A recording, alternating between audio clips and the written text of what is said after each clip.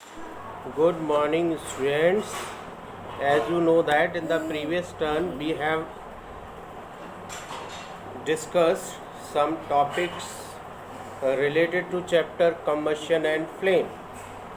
I think we have discussed the term combustion, what is the condition necessary for the combustion, and third one is I think so ignition temperature. These three topics, along with these three topics, I think so we have also covered the topic inflammable substances. Now today we are going to discuss about some more topics of this chapter, that is I want to explain the term once again. What is inflammable substances? आप लोगों ने देखा होगा tanker वगैरह पे लिखा रहता है कीप डिस्टेंस inflammable substances. तो you know that the substance that have very low ignition temperature. Ignition temperature के बारे में हम पहले ही बता चुके हैं, और बेसिकली ऐसे सब्सटेंस जिनका लो इग्निशन टेम्परेचर होता है and hence low ignition temperature होने से क्या होगा, and hence kept fire easily are called inflammable substances. once again, those substances which have very low ignition temperature and catch fire easily called inflammable substances like petrol, kerosene, alcohol, LPG. These are the some example of inflammable substances. Now next term I want to explain, that is types of combustion. Combustion के बारे में सबसे पहले हमने पढ़ा था. अभी हम बात करते हैं कि कम्बशन कितने टाइप का हो सकता है. कम्बशन में first of all first one is rapid combustion. Rapid कहते हैं बहुत तेज़ी से होने वाला combustion. Basically whenever we burn a match stick, piece of paper and LPG in kitchen, you know that they burn rapidly to produce heat and light. Such combustion is called rapid combustion. बहुत तेज़ी से होने वाला combustion, उसे हम कहते हैं rapid combustion. Second one is spontaneous combustion. Spontaneous means on its own, अपने आप. Whenever we kept a white phosphorus at room temperature, then it burn on its own whenever it achieve the temperature about 35 degree Celsius. जब हम white phosphorus को room temperature पर रखते हैं और जैसे ही रूम का टेम्परेचर 35 और मोर देन 35 डिग्री सेल्सियस होता है, तो ये अपने आप जो है इसमें अपने आप इसमें आग लग जाती है. It means that the combustion in which a material burned into flame without the application of heat. It means that ऐसे सब्सटेंस, ऐसा मटेरियल जो अपने आप जो है फायर को कैच कर लेता है, such type of combustion is called spontaneous combustion. For example, white phosphorus. And third one is एक्सप्लोज़न. आपने इसका एग्ज़ाम्पल मैं लेना चाहूँगा. जैसे आप लोगों ने देखा होगा दीपावली पर हम लोग क्रैकर्स पटाखे चलाते हैं, तो एक्चुअल में वो पटाखे जब हम चलाते हैं तो बहुत तेज़ी के साथ वो फायर को कैच करते हैं, and after catching the fire it produce heat, light and also produce sound. So we can say that, तो हम इसे ऐसे कह सकते हैं, the combustion which produce a large amount of gases along with evolution of heat, light and sound. Such type of combustion is called explosion. These are the some different types of combustion. अब भाई आग तो लगा ली, अब इसे बुझाने का भी काम कर लेते हैं. It mean that how to be extinguish a fire, किस तरीके से हम फायर को एक्सटिंग्विश कर सकते हैं. तो generally we extinguish the fire, number first by removing the combustible substance, जो जलने वाला सब्सटेंस है उसी को रिमूव कर दें. Second one is cooling the substance to below its ignition temperature. जो बर्न हो रहा है सब्सटेंस, अगर हम उसके टेम्परेचर को उसके इग्निशन टेम्परेचर से भी कम कर दें तो हम फायर को एक्सटिंग्विश कर सकते हैं. Third one is cutting of the supply of air. Air की सप्लाई को किसी भी तरह से ब्रेक किया जा सके. तो these are the some methods to extinguish the fire. Now generally we use the fire extinguishers to extinguish the fire. Fire को extinguish करने के लिए, फायर को बुझाने के लिए जनरली हम फायर extinguishers का यूज़ करते हैं. और in general way we use the soda acid type of fire extinguishers. Generally we use the soda acid type fire extinguishers.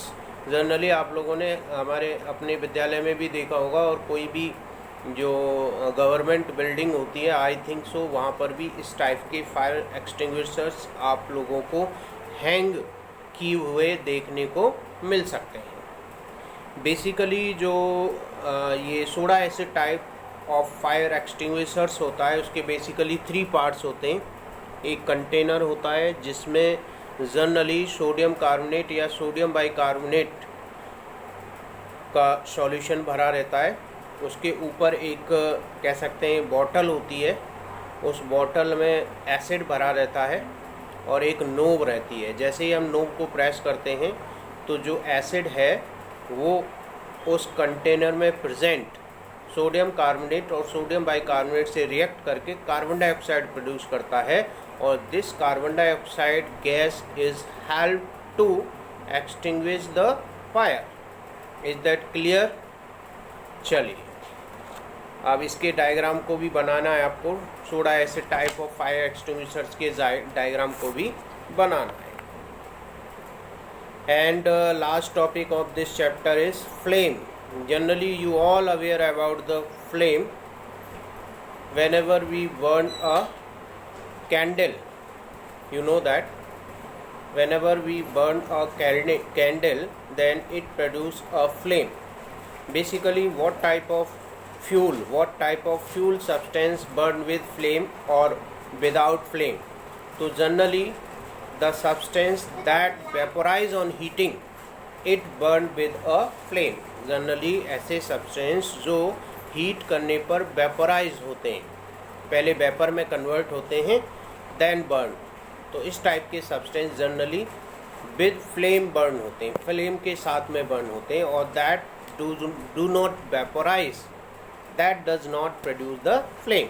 जैसे फॉर एग्जांपल कोल की बात करें, सेकंड इज चारकोल की बात करें, that does not vaporize, hence burn without the flame.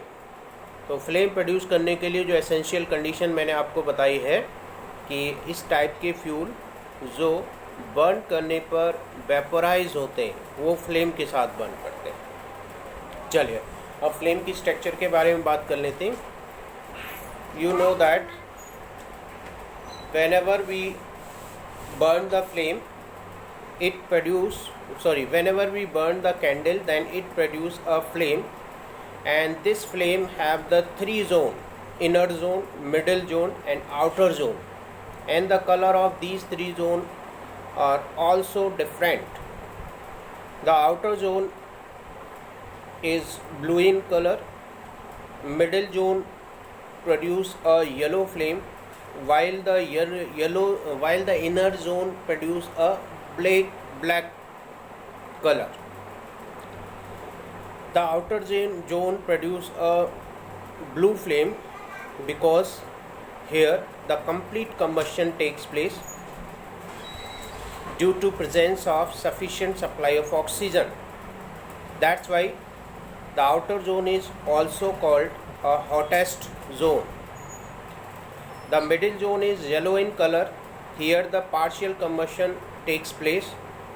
There is a limited supply of oxygen, so that's why it is moderately hot region, while the inner zone produce a black flame. Basically here the no combustion takes place due to absence of oxygen. That's why it is a coldest zone. These are the three zones of the flame, and you draw the structure of this candle flame and mention the three zones. And the outer zone is blue in color, middle zone is yellow in color, the inner zone is black in color. Outer zone complete combustion takes place, middle zone partial combustion takes place, while inner zone no combustion takes place. Hottest zone is outermost zone is called the hottest zone. Is that clear? Next is calorific values. You know that पूछ लिया जाता कभी कभी what do you mean by the term calorific value. तो basically the amount of heat liberated when 1 kilogram of the fuel is completely burn. जब हम 1 kilogram fuel को completely burn करते हैं तो ये कितने अमाउंट में हीट लिबरेट करता है, that is called calorific value. Basically जब हम फ्यूल को बर्न करते हैं तो ऑब्वियस बात है कि ऑक्सीजन की प्रेजेंस में ही बर्न होगा. अब वो ऑक्सीजन की प्रेजेंस में अगर हम 1 किलोग्राम फ्यूल को बर्न कर रहे हैं तो how much amount of heat is liberated by burning of this substance in presence of oxygen, that is called its calorific value. The highest calorific value is hydrogen. Basically जो highest calorific value होती है वो hydrogen की होती है, but the hydrogen is not used as a fuel till now, because whenever hydrogen को अभी तक एज ए फ्यूल यूज़ नहीं किया जा चुका है क्योंकि इसकी कैलोरिफिक वैल्यू बहुत हाई होती है. लेकिन इस पर एक्सपेरिमेंट जारी हैं और बेसिकली ये प्रयास किया जा रहा है कि हाइड्रोजन को एज ए फ्यूल किस तरह से यूज़ किया जाए.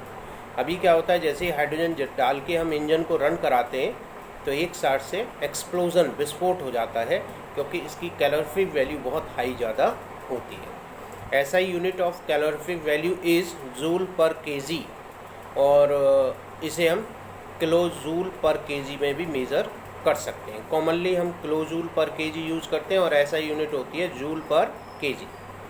एक क्वेश्चन ये आता है, what are the characteristics of a good fuel. हम गुड फ्यूल किसे कहेंगे? तो भाई गुड फ्यूल वो होगा जो बेसिकली लो इग्निशन टेम्परेचर होगा, जिसका लो इग्निशन टेम्परेचर मतलब कम टेम्परेचर पर ही बर्न कर जाए. लो इग्निशन टेम्परेचर, लो बहुत ज़्यादा लो भी नहीं होना चाहिए, मॉडरेट होना चाहिए. ठीक है. Produce a large quantity of heat, और ज़्यादा हीट एनर्जी प्रोड्यूस करने वाला होना चाहिए.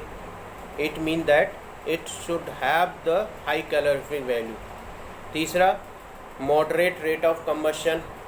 तीसरा easy to store, easy to transport and cause no pollution. आसानी के साथ स्टोर कर सकें, आसानी के साथ उसको ट्रांसपोर्ट कर सकें और जनरली किसी भी तरह का कोई भी पॉल्यूशन प्रोड्यूस नहीं करे. इस टाइप के फ्यूल को हम कह सकते हैं कि that is a good fuel. और चीप होना चाहिए, इजी टू अवेलेबल होना चाहिए, आसानी से मिल जाए, सस्ता हो, तो उसे भैया अच्छा फ्यूल कहेंगे, गुड फ्यूल कहेंगे. अब टाइप्स ऑफ फ्यूल की बात करें तो बेसिकली हम इसकी स्टेट के अकॉर्डिंग 3 टाइप्स में डिवाइड करते हैं, that is solid fuel, liquid fuel और गैसियस फ्यूल. सॉलिड फ्यूल की बात करें तो हम सॉलिड फ्यूल के फॉर्म में वुड है, कोल है, कैटल डंग केक, कैटल डंग केक आपने देखे होंगे, ये सब सॉलिड फ्यूल्स में आते हैं। लिक्विड फ्यूल के एग्जांपल की बात करें तो कैरोसिन है, एलपीजी है, liquefied petroleum gas, fuel oil की बात करें तो पेट्रोल है, डीजल है, कैरोसिन है, ये सब लिक्विड फ्यूल में आते हैं। गैसियस फ्यूल की मैं बात करूँ तो नेचुरल गैस है, कोल गैस है, वाटर गैस है, प्रोड्यूसर गैस है, बायो गैस है, ठीक है। These all are the gaseous fuels. Now this chapter is over. I think so this chapter is over. In next chapter we will discuss the new chapter. Okay, if you have any problem then ask me. Thank you very much. Best of luck.